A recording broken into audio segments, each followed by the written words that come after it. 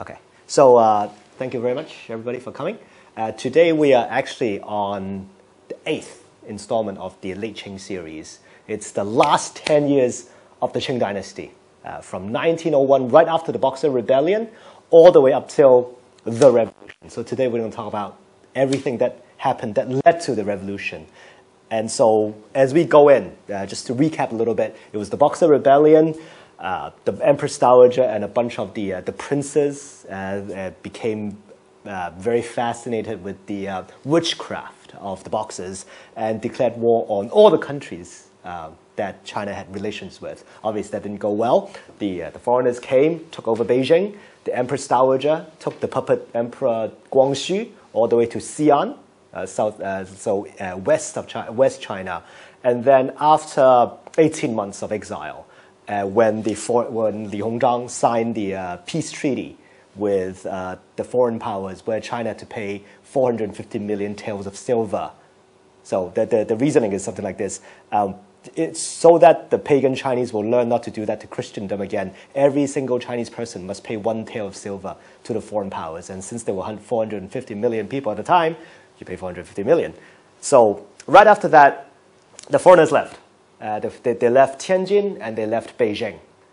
And then, so it's about time for the Empress Dowager and Guangxu to come back. Now, what's really interesting was the foreign powers had, as last time I talked about, had a lot of officials executed, a lot of the pro-Boxers. And actually, the Empress Dowager was actually on the list as the #1 culprit. But then she was taken off the list, and she actually came back to continue to rule. I think one very important thing is that both the Chinese and also the foreign powers, they realized that the Empress Dowager was the only person that was able to hold the country together. And so she was invited back, along with Emperor Guangxu, back to Beijing. And so now we're in a post-Boxer Rebellion period of the late Qing, which goes from 1901 to 1911. And just like every other time, I have to draw out the power structure. And the Empress Dowager, again, very, very smartly, has a very similar power structure or management style, to balance all the necessary powers. So there's the Empress Dowager, Cixi. There's the puppet Emperor Guangxu. So he was taken away to Xi'an and back to Beijing, and he's still imprisoned in the same place. You can still go there. It's right next to the Forbidden City. And just like what I've been saying all the time, the Qing Dynasty power structure, if the emperor is not as powerful, is to have the princes that are very close in terms of bloodline with the emperor to be in charge. So the Empress Dowager then raised up a young man, Prince Chun, who is the younger brother of Guangxu. And so he was only 20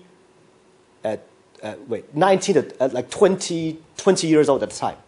And he was the guy that Cixi, a very close prince, to have the influence. And what's interesting about him is because the Chinese killed the German ambassador, so the Germans asked one prince to go and apologize, and he went. And when he went, the Kaiser Wilhelm II actually forced him to kneel. But then he was very smart. He was like, see, I would, but then if I did that, then you'd be just as barbaric, right? So why would I want to do that to the Germans? So he didn't. He actually saved the empire's face, and that's why he came back and he rose up the ranks. And then there was an old, a bit further away from the bloodline, Prince Qing. He was one of the guys who were in the peace talks.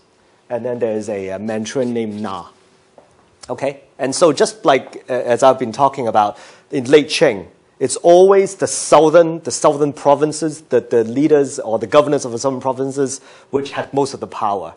And for example, Zhang Zhidong. Okay, but more importantly, after the Boxer Rebellion, the foreign powers are saying, China, you have to modernize. This is not going to work. So when you modernize, so Empress Dowager, she was a very flexible person if you think about it. She was the lady who led Li Hongzhang to build the first railroad. She was also the lady who believed in the Boxers. So for her, everything goes, as long as she continues to be in power. And so they must have one person who is head of Beijing, Tianjin, and all of Hebei, and Beiyang, and the Beiyang official. Beiyang official is the first line of the Foreign Office. It was Li Hongzhang for a long time. Now who is it going to be? It's going to be Yuan Shikai. Yuan Shikai, if you remember from last time, he was the guy who was in the Shandong. He was the first guy to put down the boxes by doing a very simple thing. The boxes claimed that bullets cannot go through them. And after having a few drinks with the boxes, with the leaders of the boxes, Yuan was like, "Is it real? You guys, bullets can't go through you guys?" And the guys were like, "Sure." And he took out his gun, bam, bam, bam. Oh, I guess they were wrong. So the foreigners were actually they really liked Yuan Shikai. He did a very good job. He was actually in Korea before the Sino-Japanese War and actually won against the Japanese in 1884. He was the guy who then, after the Sino-Japanese War in 1895, he trained the first set of the new army, the 7,000 new army officials, where they, rather than using the old Chinese method of fighting, they used the new German-Prussian way. And so she did very well. He did very well both in training the new German-style Chinese army. He also did very well in putting down the boxes in Shandong. The foreigners really liked him. Li Hongzhang liked him. And all the, so he then got raised to be the top of the provincial governors of Zhili, which is Hebei and Tianjin and Beijing all together. And the first line of foreign office, so a biggie. And so when he took over, China is going to go through the most modernized period possible. Something that was even greater than the 1898 thing that Guangxu did.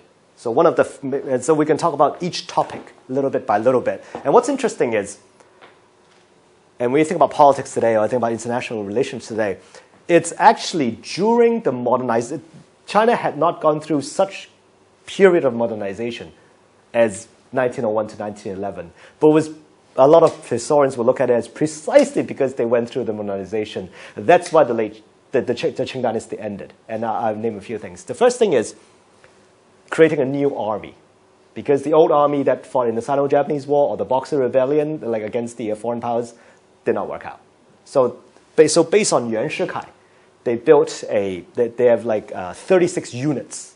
Yuan Shikai himself has 6 around the Beijing area. They are the strongest. They're the soldiers with all the German troops. Okay. Oh, sorry. I mean all the German German artillery. So when the revolution happened in the south, where they used Chinese artillery, it was basically like Apple fighting Xiaomi. And so Apple always wins. So that's why he had the best artillery possible. The total new army was 240,000, about thereabouts. Yuan himself, the 6th, was about half. Okay, and so everybody was training. And what's interesting is that these new army, ever since 1000 AD, China has been in a period in a so-called defensive mode, and that is whoever is in the military. There's a term. A good man will not go into the military. So usually people who are soldiers are equated with as thieves.